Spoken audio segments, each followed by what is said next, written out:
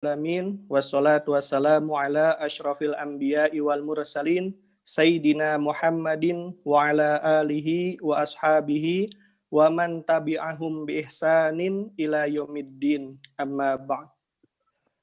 Yang kami hormati Presiden PPMI Mesir Ustadz Farhan Aziz Wildani, yang kami hormati juga pemateri kita yang alhamdulillah sudah hadir pada saat ini, Ustadz Dr.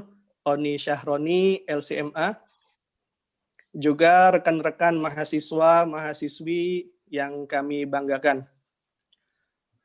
Pertama tentu kita bersyukur kepada Allah Subhanahu wa Ta'ala yang telah memberikan nikmat iman, Islam, dan sehat, serta dengan limpahan rahmat-Nya lah kita pada siang hari ini, Kamis 3 September 2020 atau 15 Muharram 1442 Hijriah, kita dapat mengikuti kegiatan webinar yang diselenggarakan oleh PPMI Mesir dengan tema Peran Manhaj Al-Azhar dalam Dunia Perekonomian.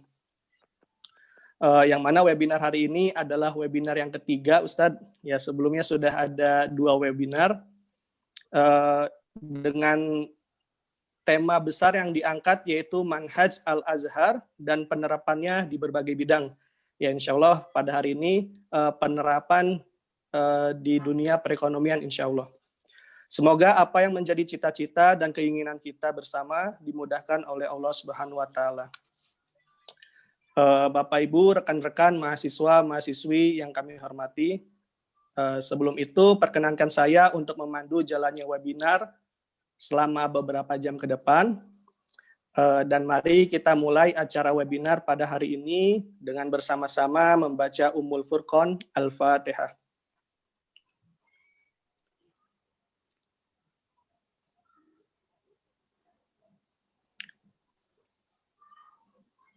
Amin. Terima kasih. Baik, karena tadi permintaannya langsung saja ya, kita melanjut ke acara selanjutnya yaitu pemaparan materi dari Ustadz Oni Syahroni. Namun sebelum itu izinkan saya menyampaikan sedikit prolog singkat yang berkaitan dengan tema kita pada hari ini. Rekan-rekan mahasiswa-mahasiswi yang kami hormati, Islam adalah suatu sistem dan jalan hidup yang utuh dan terpadu. Ia memberikan panduan yang dinamis dan lugas terhadap semua aspek kehidupan, termasuk di dalamnya sektor ibadah dan sosial. Sangatlah tidak konsisten jika kita menerapkan syariat Islam hanya dalam satu atau sebagian sisi saja.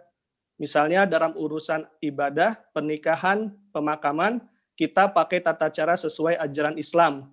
Akan tetapi ketika berurusan dengan hutang piutang, perbankan, ekspor-impor, asuransi, dan pasar modal, tata cara Islam malah kita tinggalkan. Sedangkan Islam menyuruh semua penganutnya agar memeluk Islam secara kafah, yaitu menyeluruh, totalitas, tidak setengah-setengah, harus kafah, baik hubungan dengan Allah Subhanahu wa Ta'ala dan hubungan dengan sesama makhluknya. Oleh karena landasan itu, banyak dari kalangan tokoh masyarakat, kiai, ustadz, ustazah, cendekiawan-cendekiawan muslim lainnya bergerak bersama untuk merealisasikan adanya sistem ekonomi yang berlandaskan nilai-nilai syariah. Dan hal itu sudah terbukti dengan banyaknya bermunculan bank-bank syariah, pegadaian syariah, pasar modal syariah, akad atau kontrak syariah, dan lain sebagainya. Dan tentu ya, hal ini adalah hal yang positif, ya, dan perlu adanya dukungan dari berbagai kalangan, baik untuk memperkuat ataupun mensosialisasikannya. Tak terkecuali kita sebagai pelajar ilmu agama di Universitas Al-Azhar Syarif, yang mana Al-Azhar juga dikenal dengan manhaj moderatnya, yaitu manhaj yang sudah terbukti berdiri kokoh selama ratusan tahun.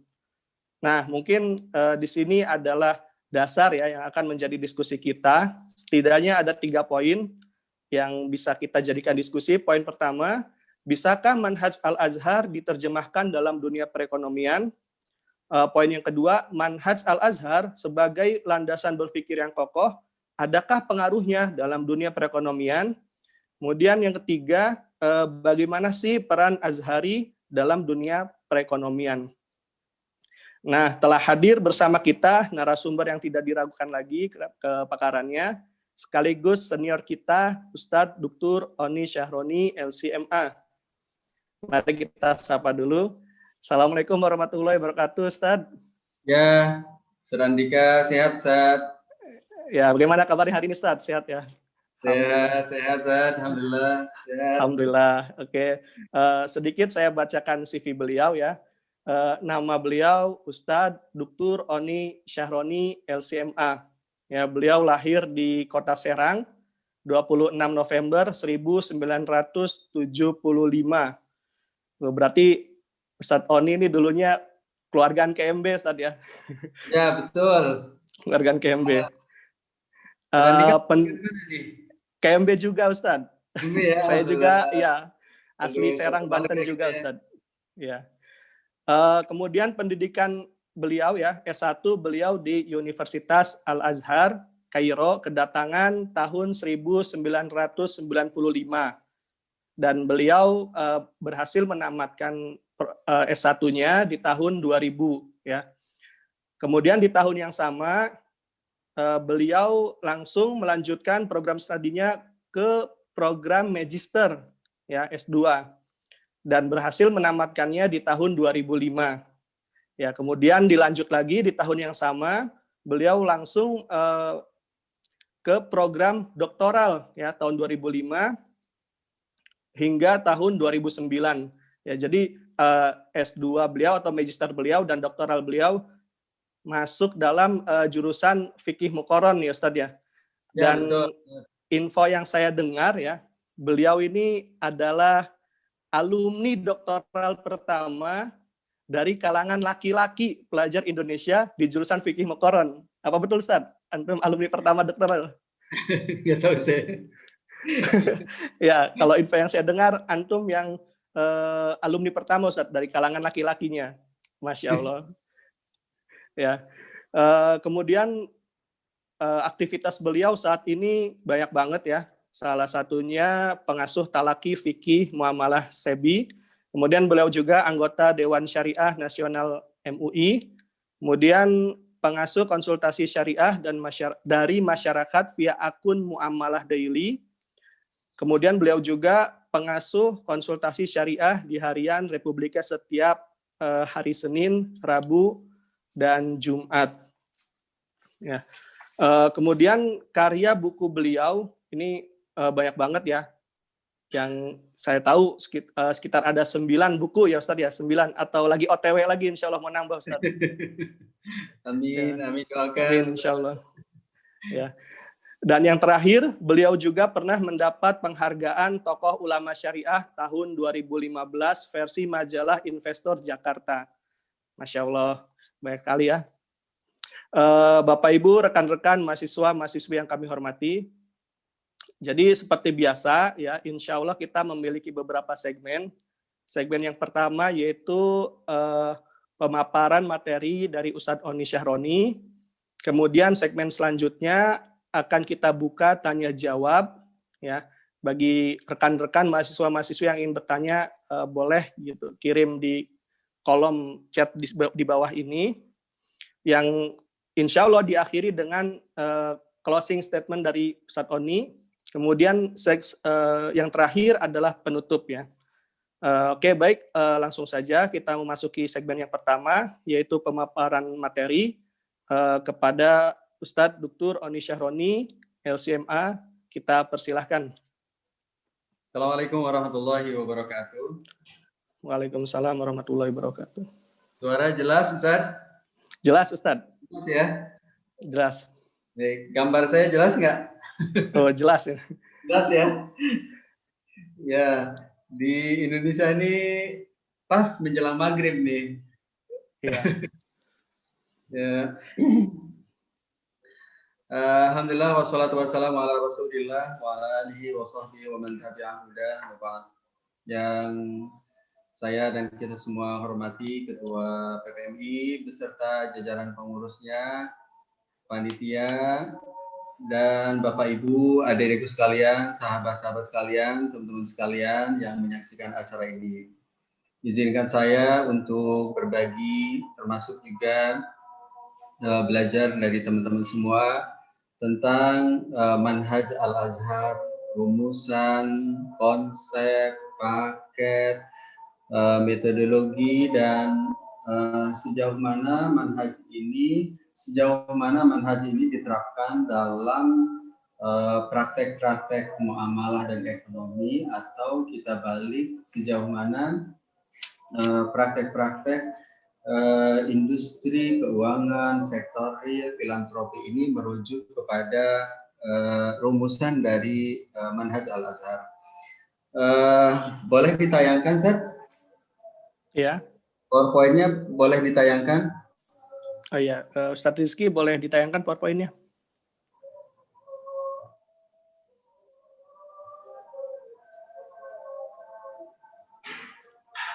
Oke, siap, Ustaz.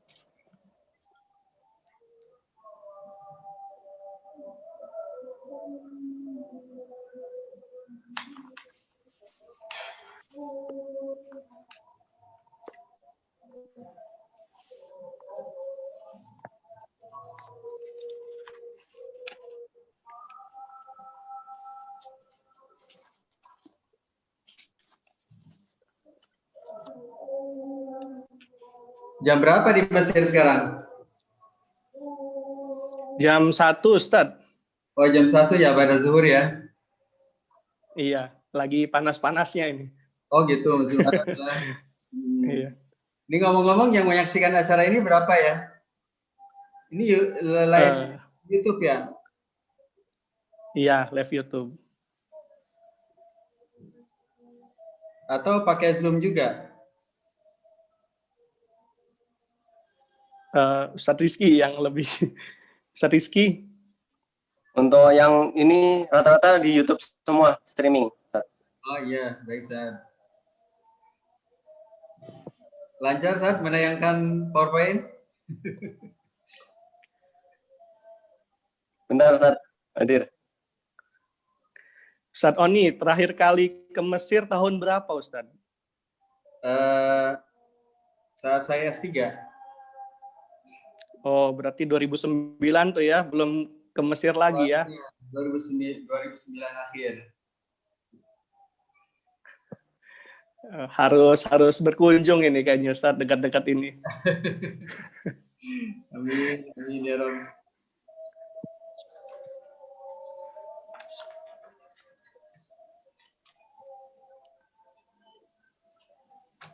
Bentar, Ustaz ya. Ada kesulitan ya? Ya. -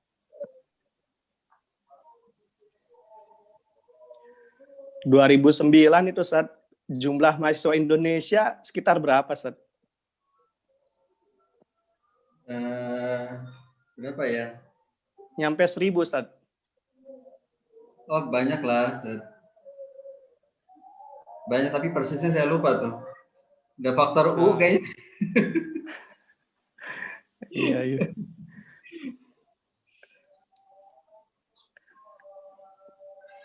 Udah, Ustaz. Nah, ini sudah ada. Apaan? Jadi, kita akan bahas manhaj Al-Azhar dan penerapannya dalam ekonomi. Ya, sekarang Mas Rizky langsung ke halaman kedua, Mas Rizky. Nah, kita akan menyaksikan di halaman kedua inilah yang bisa saya sampaikan tentang apa itu manhaj Al-Azhar yang bisa dijadikan rujukan dalam praktek ekonomi, terutama keuangan, sektor real, dan filantropi, ya, muamalah maliyah, tijariyah, dan khairiyah. Nah, seperti apa manhajiahnya? Coba kita lanjut ke halaman berikutnya. Di halaman ketiga, Mas Rizky bisa langsung. Di halaman ini yang pertama adalah komitmen dengan prinsip, tapi juga dalam kurung kita toleran, ya. Jadi al-iltizam bisawabit wasamaha warehabatu sabr bil furu', ya. Nah, ini mungkin yang salah satu kaidah yang bisa kita simpulkan dari sekian banyak mata kuliah yang kita pelajari, termasuk qadaya wan nawazil dari para ulama kita, Syekh Atiyah Sokor, Al-Fardawi, Ali As-Sais, dan bahwa kalau dalam bab prinsip kita harus tegas, tidak ada tawar-menawar, tapi kalau dalam suruh kita harus menjadi orang terdepan, menjadi orang yang toleran. Nah, kalau kita terjemahkan bab sawabit, al-ma'lum minad dini bidharurah, ya, itu kita hitung yang pertama adalah iman, yang kedua adalah adab, yang ketiga adalah keluarga, dan yang keempat adalah prinsip-prinsip kehidupan. Nah, oleh karena itu keempat hal ini diatur dalam Al-Quran, tidak hanya dengan nusus sahihah waridatus tsubut, tapi juga qat'iyud dilalah. Berbeda dengan furu', ya, dijelaskan rambu-rambunya, kemudian diserahkan kepada para ahli, teknisi, profesional di lapangan untuk berinovasi menerjemahkannya. Dalam bab muamalah begitu pula. Dalam bab muamalah ini yang diatur, yang sesi sawabit berarti bab-bab tentang adab-adab sebagai seorang profesional, kewajiban untuk menjadi seorang yang mandiri secara finansial, kewajiban nafkah kepada istri dan anak, nafkah kepada orang tua dan mertua, ya, komitmen dengan kesepakatan. Nah, itu dia hal prinsip. Tetapi kalau menjadi produk refinancing syariah, produk cash financing, bagaimana skema flow chart-nya, apakah kalau dibuat murabahah untuk properti dengan kendaraan seperti apa, apakah dimulai dari nasabah dulu yang datang atau opsi lainnya, itu adalah bab furu'. Nah, yang kedua adalah boleh kecuali. Boleh kecuali ini bahasa saya aja. Jadi maksudnya adalah kalau dalam bab muamalah itu boleh kecuali ada dalil yang melarang. Nah, oleh karena itu, karena bahasanya adalah boleh kecuali, maka yang dominan adalah yang boleh. Nah, karena dia pengecualian, berarti areanya cukup minimalis nih, sedikit. Jadi transaksinya boleh kecuali ada dalil yang melarang. Nah, itu sebagaimana kaidah yang kita semua hafal, al-aslu fil asya' illa yadullu dalilun ala tahrim. Kita lanjut ke berikutnya, Mas Rizky. Itu yang kedua. Yang ketiga adalah memiliki gambaran atau tasawur yang benar.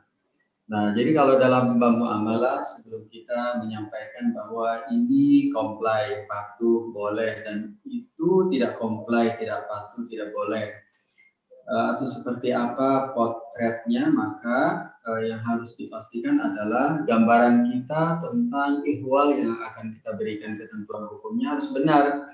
Seperti giro tabungan. Giro tabungan kan casingnya wadiah, tetapi kalau kita tidak memiliki tasawur yang benar, jangan-jangan kesimpulannya wadiah. Padahal saat wadiah itu dimanfaatkan, digunakan oleh bank seizin atau tanpa seizin, maka menjadi qard, ya, sebagaimana yang dikatakan oleh As-Sakhrasi Agiyatud Darahim wa Dananir Qard. Kita lanjut ke halaman berikutnya. Nah, ini yang ketiga ini tadi sungguh sangat penting.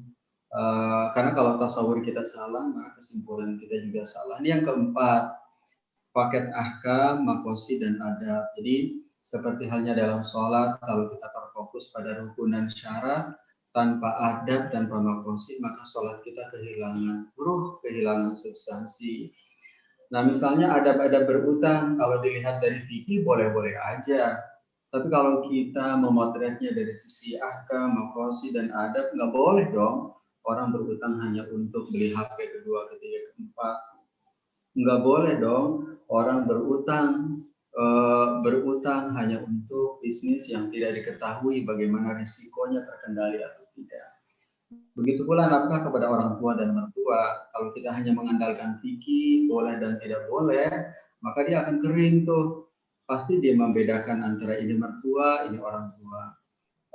Karena dia dipisahkan antara ahkam, makosid, dan adab. Begitu pula pada saat serah terima non fisik, di mana setiap transaksi itu salah satu indikatornya harus ada intiqalul milkiyah, transfer of ownership, Nah, kalau kita tanpa kita paketkan ahkam dengan maqasid, maka yang kita pahami serah terima itu harus fisiknya. Jadi kalau saya beli bubur ayam tadi pagi misalnya dengan Ustaz Andika, maka bukti dari transaksi ini saya sebagai pembeli menerima bubur ayam, dan misalnya Mas Andika sebagai penjual dia akan menerima uangnya. Jadi fisiknya itu serah terima fisik. Padahal kalau kita melihat substansi, sebenarnya bukan fisiknya yang jadi indikator, tetapi perpindahan kepemilikan. Oleh karena itu, saat di mana fisiknya tidak kita terima, tetapi uruf tijari, uruf tujar, tradisi industri sudah menyimpulkan bahwa telah terjadi perpindahan kepemilikan, maka itu sudah memenuhi unsur atau qawud al-hukmi. Ya, seperti transfer saya dengan Ustaz Andika, saya beli rumah yang diserahkan kuncinya aja. Nah, itu itu sudah saya sebagaimana ditegaskan oleh Al-Khatib Asy-Syarbini, ana qabih ahkaman wal hadalahu fil lughati wal syarah faraja fi al-urfin nas. Yang selanjutnya tadi yang keempat ya, kita lanjut ke yang berikutnya. Tadi nomor 4, ini dia nomor 5, memilih pandangan yang memudahkan. Karena kita sudah bilang bahwa yang kita diskusikan ini adalah masalah muamalah, kan al-aslu fil asy'aribah. Kita memilih pandangan yang memudahkan. Kalau mau saklek-saklekan jangan di sini. Kalau mau saklek-saklekan itu bab membangun sakinah dengan istri, berapa jumlah kasih sayang kepada pasangan, berapa jumlah adab kepada anak. Jadi nomor 5, memilih pandangan yang memudahkan. Misalnya jual beli emas tidak tunai yang diperkenankan oleh Dewan Syariah Nasional MUI ya, nomor 77 tahun 2010. Jadi karena berkesimpulan bahwa emas itu dikategorikan komoditi atau silah merujuk pada pandangan masyarakat di Indonesia dan juga otoritas. Juga merujuk kepada penafsiran atau tahqiq manat yang dilakukan oleh Imam Malik dan Imam Syafi'i terhadap dua hadis Rasulullah SAW, al-zahid wal fiddah wal buru bil buru wa tamru bil tamri wal bil bil misal muslim talafatil ajnas kabil kafasyi'in zakana dan biadin, dan hadis Umar al-Faruq ilaha wa ha. Nah, Imam Malik dan Imam Syafi'i itu menafsirkan bahwa kata emas di situ sesungguhnya yang dimaksud adalah ada tadawul kiamanil asya, asman lil asya, kiamanil mutlaqat. Jadi sebagai alat pembayaran. Oleh karena itu, saat emas tidak lagi ditreatment oleh masyarakat sebagai alat tukar, tetapi sebagai komoditi seperti logam mulia dan perhiasan, maka boleh diperjualbelikan secara tidak tunai, dan kelebihan selisih harga jual dan harga beli yang didapatkan oleh penjual adalah riba atau keuntungan dari jual beli dengan underlying aset emas. Nah, ini juga salah satu buah pikiran dari Ibnu Qayyim dan Ibnu Taimiyah yang menegaskan tentang illa ma akhrajahu sunnah. Itu nomor 5, kita ya seperti halnya juga BPJS, e-wallet, dompet digital ya. Nanti bisa kita jelaskan dalam sesi tanya jawab. Kita lanjut ke poin berikutnya. Di poin yang berikutnya, yang 6, pertimbangan yang menyeluruh dan global. Bahwa fikih ini harus ditempatkan pada areanya, jadi jangan sampai melebihi areanya. Jadi di dunia keuangan ini sudah ada tracknya, tidak hanya di Kairo tapi juga di Jakarta, di Kuala Lumpur, di Abu Dhabi, di Eropa, ya, di Amerika Latin. Jadi sama bahwa fikih ini dia areanya boleh dan tidak boleh. Sementara tidak setiap yang boleh itu boleh dilakukan. Harus ada pemenuhan aspek risiko bisnis, hukum positifnya seperti apa, ya, mudah dilaksanakan apa tidak. Nah, itu harus jadi satu paket. Jadi standar akuntansinya seperti apa. Nah, jadi oleh karena itu sangat penting bagi kita untuk tidak hanya mengetahui fikih fi butur ummahatil kitab, tetapi bagaimana memahami saat fikih tersebut telah dikonversi menjadi fatwa, keputusan, dan ma'akhir. Nah, Nah, biasanya produk-produk lembaga keuangan syariah atau filantropi itu sudah mempertimbangkan aspek hukum positif, risiko, perpajakan, mudah nggak ribet, itu biasanya sudah dipertimbangkan. Pada umumnya begitu. Kita lanjut ke poin yang ketujuh. Poin yang ketujuh ini fikih muwazanah. Jadi di lapangan fikih muwazanah ini menjadi poin ketujuh, menjadi bagian dari manhajiyah. Karena kalau kacamata kita adalah sekedar berhenti di mempertegas ini boleh, ini tidak boleh, dan selalu berkutat dalam kondisi normal, maka pada kondisi di lapangan tentu banyak dinamika. Jangankan di industri keuangan, di dalam keluarga sendiri pribadi belum tentu semua bisa kita pastikan itu comply dengan syariah. Dari mana kita membeli, di mana kita berbelanja, ini kendaraan siapa yang kita tumpangi, kalau kita beli tiket sudah sesuai syariah apa belum, sebelum dia jual sudah dimiliki apa belum, sekian pihak sudah terikat. Nah, jadi namanya fikih muhasana. Fikih muhasana ini menimbang-nimbang mana yang paling minim risikonya. Seperti kalau di Indonesia kebolehan bank konvensional membuka UUS. Mungkin tidak ideal, tetapi ini menjadi jalan ya. Hingga kalau di Indonesia saat UUS tersebut memenuhi syarat-syarat tertentu, maka dia harus jadi spin-off. Jadi target akhirnya spin-off nih. Nah, yang kedua, bank syariah dengan modal bank konven.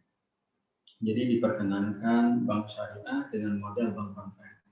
Nah, selanjutnya di poin selanjutnya setelah kita berbicara tentang muwazanah, nah oleh karena itu semaksimal mungkin kita merujuk kepada ijtihad kolektif, karena kalau hasil ini adalah hasil ijtihad kolektif, maka biasanya jauh kualitasnya lebih baik daripada ijtihad personal. Kita sebut saja Majma' Buhus Al-Islamiyah Bil Azhar di Kairo, Lajnah Fatwa Bil Azhar di Kairo, Standar Syariah Internasional IUV di Bahrain, Lembaga Fikih Oki, Rabitaul Islami, DSN MUI, Lembaga Fikih di Amerika Latin, Lembaga Fikih di Eropa ya. Nah, jadi itu yang mungkin menjadi salah satu rujukan dari setiap aktivitas produk-produk bisnis dan keuangan. Nah, ada lagi enggak, Mas Rizky? Terakhir ya? Cukup, terakhir Ustaz. Terima kasih Ustaz Andika, teman-teman semuanya. Kita akan nanti lengkapi di sesi tanya jawab. Assalamualaikum warahmatullahi wabarakatuh. Waalaikumsalam warahmatullahi wabarakatuh. Terima kasih Ustadz Honi Syahroni atas pemaparannya. Dan sekarang kita masuk ke segmen berikutnya, yaitu tanya jawab. Ya, barangkali ada rekan-rekan yang ingin bertanya, ya kita buka sesinya, silakan.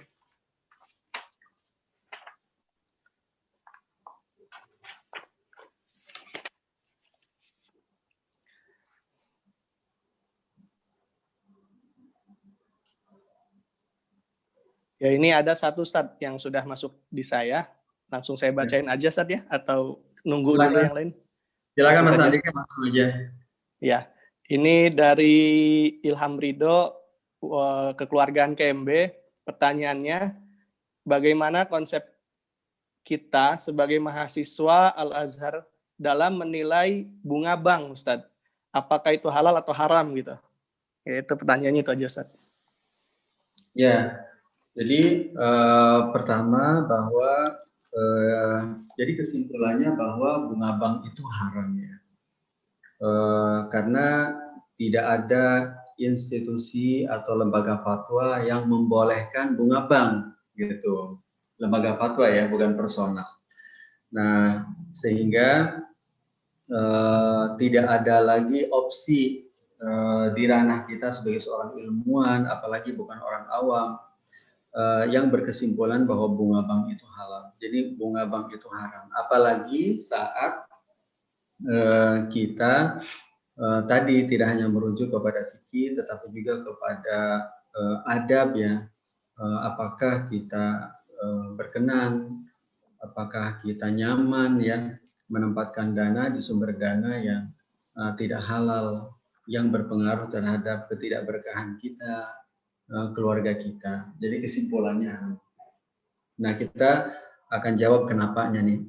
Yang pertama adalah itu kan keputusan seluruh lembaga fatwa Majma' Buhutz Al-Azhar ya, kesepakatan alumni Al-Azhar yang ada di Timur Tengah, standar IOV, lembaga fikih OKI, Robitul Alam Islami, lembaga fikih Amerika Latin, lembaga fikih Eropa sepakat bahwa bunga bank itu haram. Yang ketiga, dari sisi rumus, satu return, kelebihan, benefit yang diterima oleh kreditur. Jadi misalnya saya dengan Mas Rizky nih, jadi saya minjam 10 juta. Jadi kan minjam 10 juta, misalnya pada saat perjanjian hari ini harus dibayar 12 juta. Nah, maka yang 2 juta itu adalah riba karena memenuhi 2 kriteria. Yang pertama terjadi pada utang piutang atau qard wal iqtirad.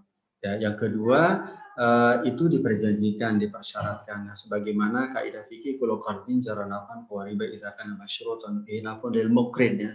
Nah, kesimpulan itulah dalam kaidah yang merepresentasikan 3 ayat dalam Al-Qur'an. Wa ahlallahu al-bai'a wa harrama riba ya ayyuhalladzina amanu la ta'kulu riba adhafan mudha'afah, dan yang ketiga ya ayyuhalladzina amanu taqullaha wa dharu ma baqiya min riba. Demikian Ustaz Andika. Ya, baik, jelas sekali ya. Kemudian Ustadz ada pertanyaan lagi dari Vicky Cairani. Dia bertanya bagaimana menanggapi ulama yang berfatwa atas kebolehan bunga bank, Ustadz?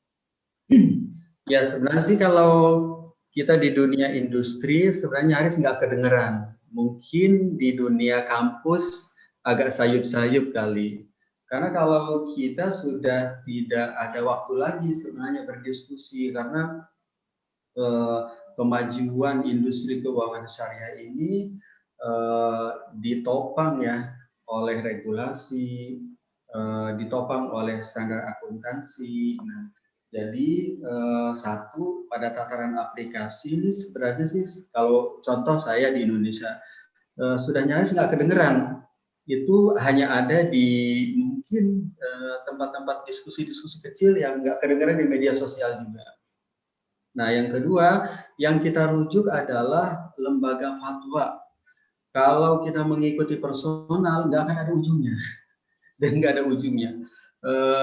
Mungkin karena kekhilafan, mungkin karena tekanan politik, mungkin lainnya. Tapi kita berhusnuzon mudah-mudahan ini karena istihad. Nah, tapi saat kita memilih, ini dia lembaga-lembaga fikih dunia sudah memutuskan ini riba. Ada beberapa orang memutuskan bukan riba. Nah, kira-kira mana tuh? Kalau ada tuntunan dalam hadis istaftifal bahwain aftakan aswa aftahuna, itu kita milih ini. Demikian Ustaz Andika. Ya.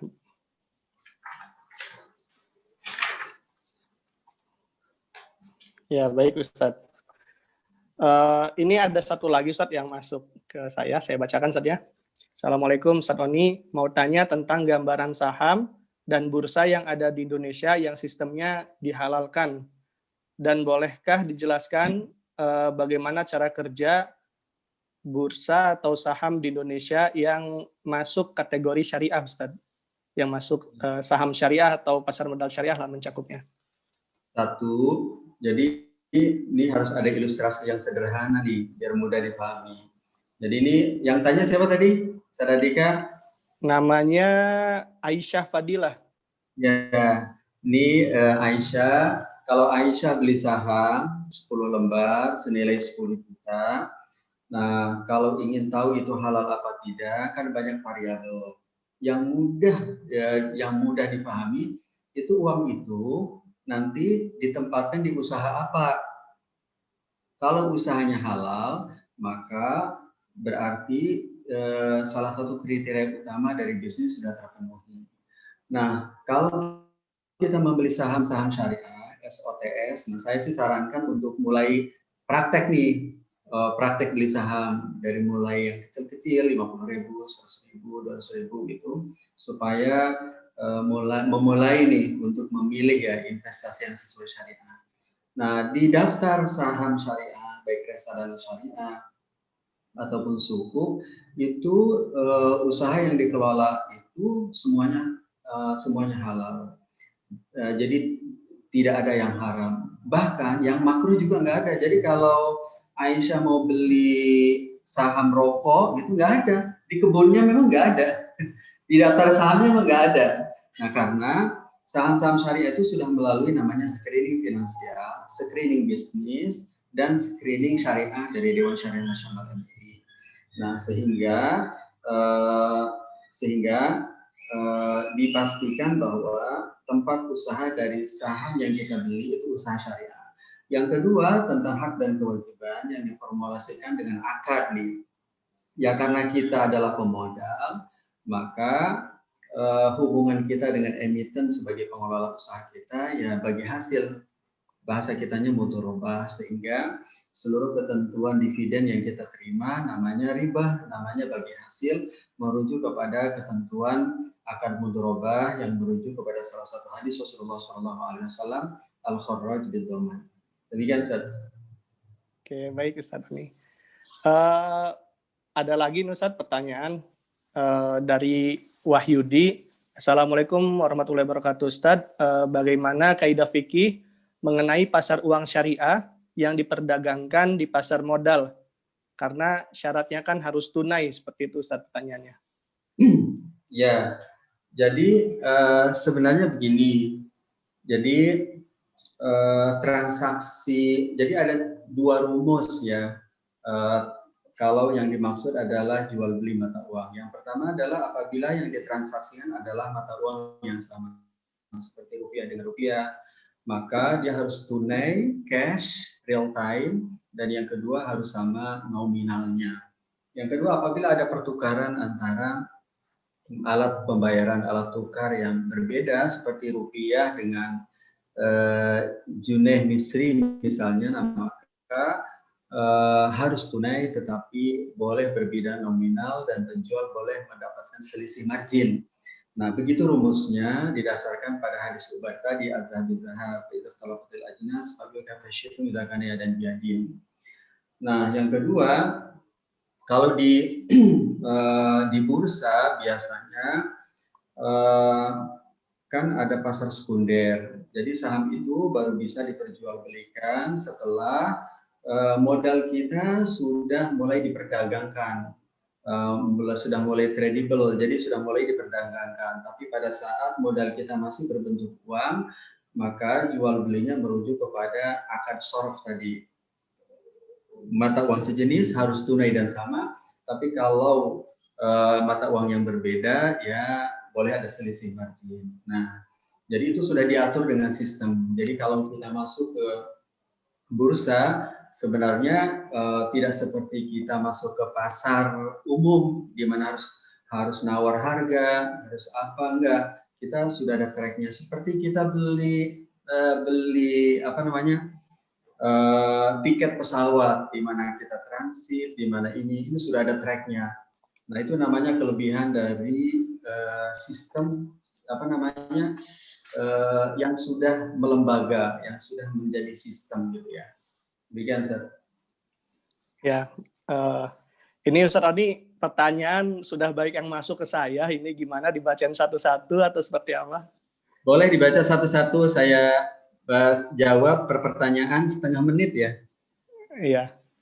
Setidaknya ada 3 lagi, Ustaz. Ada 3 lagi insya Allah. Ya, pertanyaan selanjutnya,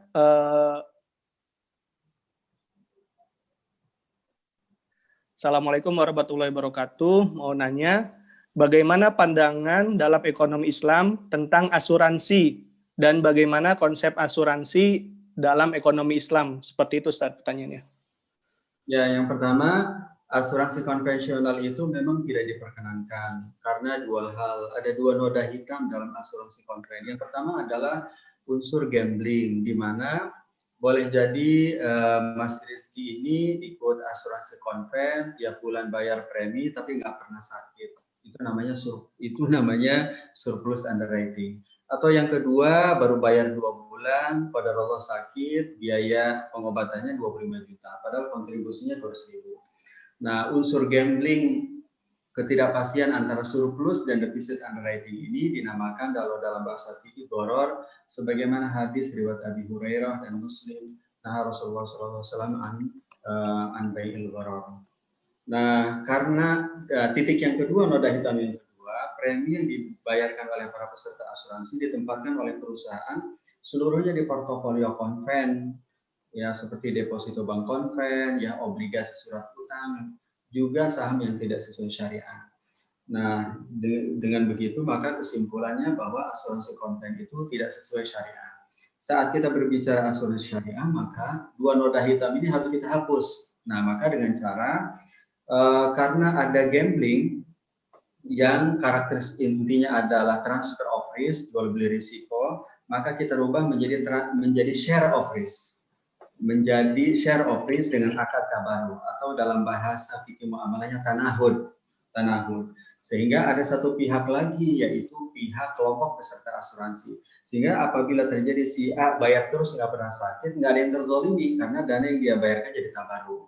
Begitu pula kalau ada satu orang baru bayar 2 kali, ternyata sakit, juga tidak terzolimi. Karena apa? Yang ia bayarkan itu dana tabarru. Yang kedua, sistem sudah mengatur bahwa seluruh premi asuransi itu harus, karena sistem nih, ini bukan beli bubur ayam nih, karena itu sudah sistem, sudah melembaga. Jadi memang harus ditempatkan di portofolio syariah. Demikian, Ustaz. Oke. Kemudian pertanyaan selanjutnya, Ustadz, dari saudara Aliuddin. Assalamualaikum, Ustadz. Saat ini sedang ramai tentang wakaf uang, ya, dan kita ketahui bahwa wakaf uang ini kimahnya tidak boleh berkurang, ya, karena bentuknya wakaf.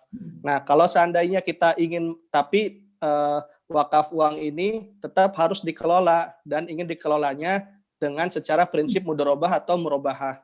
Apakah boleh mengelola dengan prinsip mudharabah dan murabahah, Ustadz? Yang mana mudharabah sama murabahah ini berpotensi bakal untung ataupun rugi seperti itu.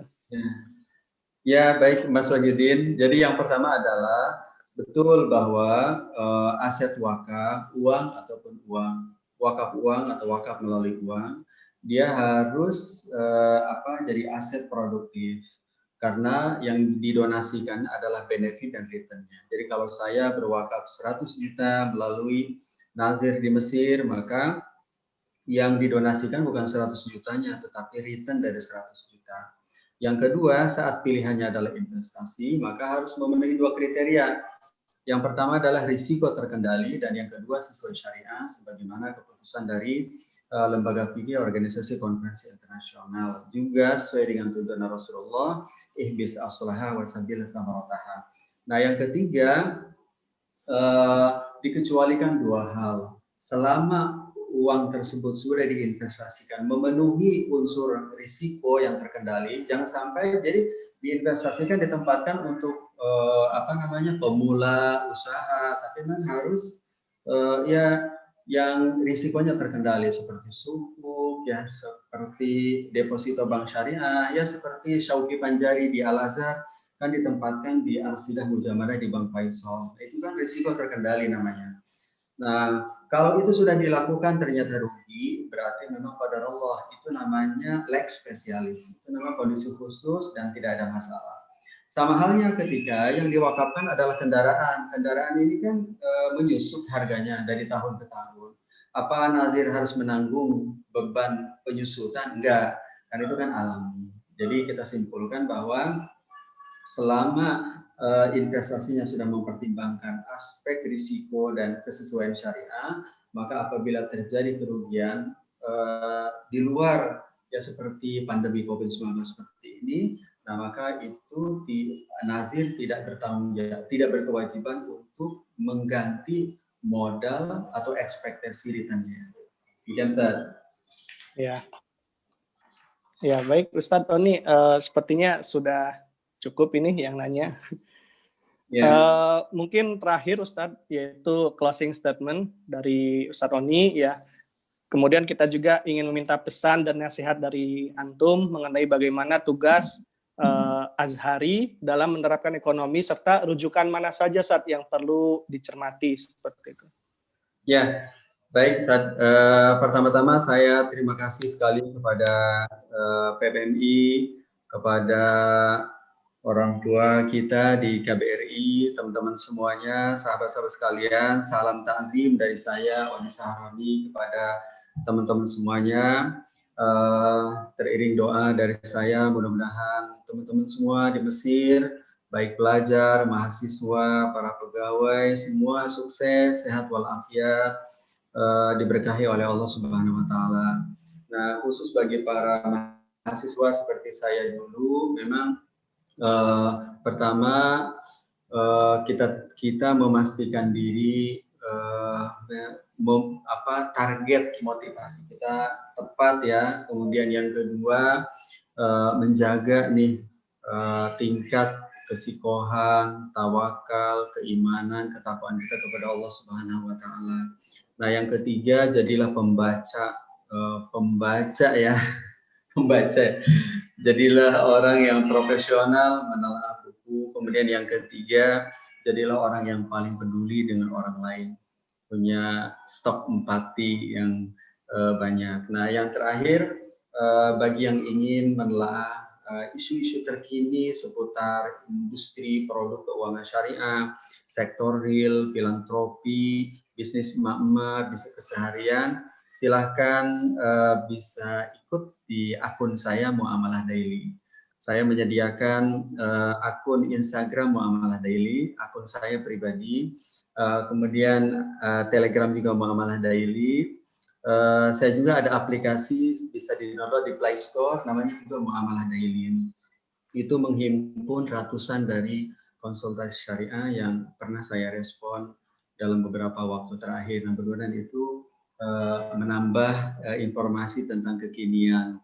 Tapi kalau referensi as-sholah, bagaimana pandangan ahli fikih, mungkin teman-teman insya Allah bertemu langsung dengan para ahlinya, para guru kita di Al-Azhar Syarif. Sekali lagi terima kasih dan saya mohon maaf atas segala kekurangan. Allah Subhanahu wa Ta'ala memberkahi kita semuanya. Demikian, Ustaz. Baik. Sekali lagi kita ucapkan terima kasih kepada Ustadz Dr. Oni Sahroni LCMA yang telah memberikan pemaparannya. Juga teman-teman yang sekiranya ingin ditanyakan lagi ya, atau mungkin pertanyaannya sudah terjawab gitu di Facebook ya atau YouTube beliau, yaitu namanya Muamalah Daily, mungkin setelah ini bisa langsung dicari. Terakhir, terima kasih juga kepada Saudara Oni Sahroni dan terima kasih kepada teman-teman yang sudah mengikuti webinar hari ini. Syukron, mohon maaf apabila ada kesalahan, baik tutur kata. Assalamualaikum warahmatullahi wabarakatuh. Ustaz, saya pamit, Ustaz. Terima kasih semuanya. Ya, terima kasih, Ustaz Oni. Semuanya, Assalamualaikum. Waalaikumsalam warahmatullahi wabarakatuh.